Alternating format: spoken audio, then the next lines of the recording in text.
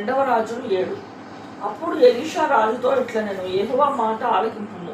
యెహోవా సెలవిచ్చినదేమనగా, రేపు ఈ వేళకు షోమ్రాను ద్వారమందు రూపాయి ఒక ఇంటికి 1 మానిక సన్నని పిండియు, రూపాయి ఒక ఇంటికి 2 మానికల యవలును అమ్మబడును. అందుకు ఎవరి చేతి మీద రాజు ఆనుకొని ఉండినో ఆ అధిపతి యెహోవా ఆకాశమందు కిటికీలు తెరిచినను అలాగూ జరుగునా అని దైవజనునికి ప్రత్యుత్తరం ఇయ్యగా, అతడు, నీవు కన్నులారా దానిని చూచెదవు, కానీ దానిని తినకుందు అని అతనితో చెప్పాడు.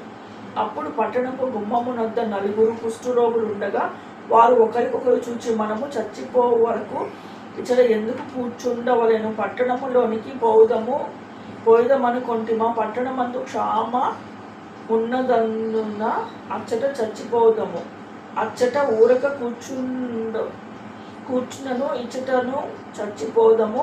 పదండి, సిరియనుల దండుపేటలోనికి పోదము రండి. వారు మనలను బ్రతకనిచ్చిన బ్రతుకుదుము, మనలను చంపిన చత్తుము అని చెప్పుకొని సంధ్య చీకటి యందు సిరియనుల దండు పేటలోనికి పోవాలనని లేచి సిరియనుల దండు వెలుపలికి భాగమునొద్దకు రాగా అచ్చట ఎవరునూ కనపడకపోయిరి. యెహోవా రథముల ధ్వనియు గుర్రముల ధ్వనియు గొప్ప సమూహపు ధ్వనియు సిరియనుల దండునకు వినపడినట్లు చేయగా, వారు మన మీదకి వచ్చుటకే ఇశ్రాయేలు రాజు హిత్తీయుల రాజుకును ఐగుప్తీయుల రాజుకును భత్యమిచ్చి ఉన్నారని సిరియనులు ఒకరితో ఒకరు చెప్పుకొని లేచి తమ గుడారంలోనైనను గుర్రంలోనైనను గాడిదలోనైనను దండుపేటలో ఉన్న వాటిలోనైనను ఏమీ తీసుకొనకయే తన ప్రాణంను రక్షించుకునుట చాలుననుకొని సంధ్య చీకటి ఉన్నట్లుగా పేట విడిచి పారిపోయి ఉండిరి.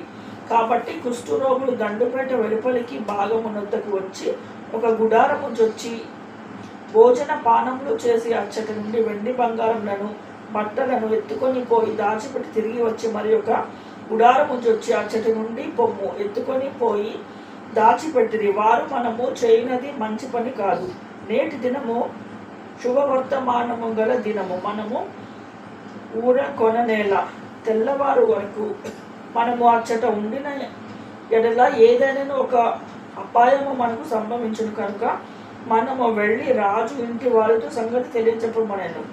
రండని ఒకరితో ఒకరు చెప్పుకొని వచ్చి పట్టణపు ద్వార పాలకుని పిలిచి, మేము సిరియనుల దండు పేటకు పోతిమి. అచ్చట ఏ మనిషి కనపడలేదు, మనిషి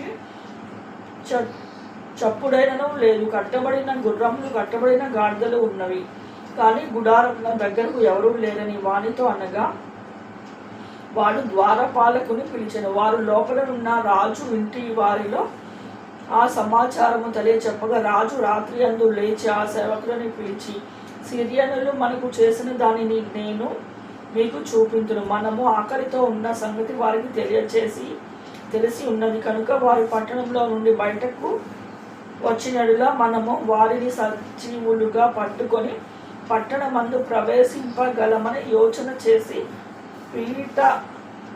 పేట విడిచి పొలంలోనికి పోయి పొంచి ఉన్నారని వారితో నేను. అప్పుడు అతని సేవకులలో ఒకడు ఇలాగూ మనవి చేశాను, అంతకు ముందు ఇజ్రాయేలు వారలలో బహుమంది మనుషులు లయమైపోయేది కదా, ఇక 5 లయమైపోవుట అబ్బురమా? మీకు అనుకూలమైన ఎడల పట్టణమందు మిగిలి ఉన్న రౌతులలో 5 తీసుకుని పోనిము, మనము వారిని పంపి చూచెదమని చెప్పాను. వారు జోడు రథములను వాటి గుర్రములను తీసుకొనగా సిరియనుల సైన్యముల వెనుక పోయి చూచిరండని రాజు వారికి సెలవిచ్చి పంపెను. కాబట్టి వారు వారి వెనుక యోర్దాను నది వరకు పోయి సిరియనులు తొందరగా పోయినంత లెక్క పార వేసిన వస్త్రములను సామానులను చూచి ఆ దూతలు తిరిగి వచ్చే రాజుతో సంగతి తెలియచెప్పగా, జనులు బయలుదేరి సిరియనుల దండుపేటను దోచుకొనిరి. కాబట్టి యెహోవా మాట చొప్పున రూపాయి ఒక ఇంటికి 1 మానిక సన్నని పిండియు 2 మానికల యవలను అమ్మబడెను. ఎవని చేతి మీద రాజు ఆనుకొని ఉండునో ఆ అధిపతి ఆ ద్వారమున నిలువబడుటకు నిర్ణయింపబడగా, రాజు దైవజనుని యొద్దకు వచ్చినప్పుడు ఆ దైవజనుడు అతనితో చెప్పిన ప్రకారము ద్వారమందు జనులు తొక్కుడు చేత అతడు మరణమాయను. మరియు రూపాయి ఒక ఇంటికి 2 మానికల యవలను, రూపాయి ఒక ఇంటికి ఒక మానిక సన్నని పిండి రేపు ఈ వేళప్పుడు షోమ్రోనులో అమ్మవడునని దైవజనుడు రాజుతో చెప్పిన మాట నెరవేరింది.